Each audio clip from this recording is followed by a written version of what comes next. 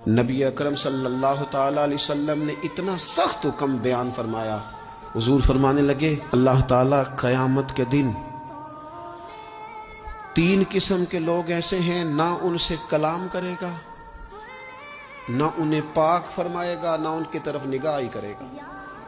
یا رسول اللہ صلی اللہ تعالی وسلم جلدی بتائیے یہ کون ہے؟